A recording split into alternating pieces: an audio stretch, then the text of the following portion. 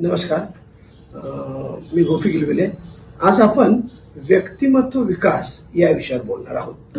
व्यक्तिमत्व विकास याबद्दल बरेचसे गैरसमज आहे. व्यक्तिमत्व म्हणजे माणूस दिसतो कसा अशी सध्या कल्पना आहे. त्याबरोबर तो असतो कसा म्हणजे व्यक्तिमत्वाचे दोन प्रकार आहेत. मूळतः पर्सनॅलिटी डेव्हलपमेंट हा लॅटिन भाषेतून आलेला शब्द आहे.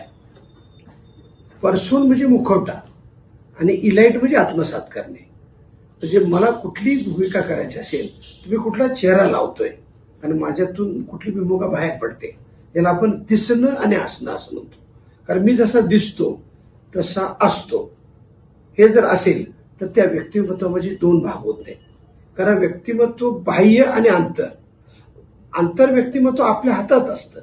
बाह्य व्यक्तिमत्व पालक, सराउंडिंग, प्रायमरी स्कूल किंवा सभोवताचं वातावरण याच्याशी निगडीत असतं आणि आंतर व्यक्तिमत्व हे फक्त आपल्या हातात असतं. म्हणून बऱ्याच वेळा रोडवर लिहिलेलं असतं उत्तम ब्रेक मनाचा ब्रेक. म्हणजे माझ्या मनाला जे वाटतं ते मी मनापासून केलं पाहिजे.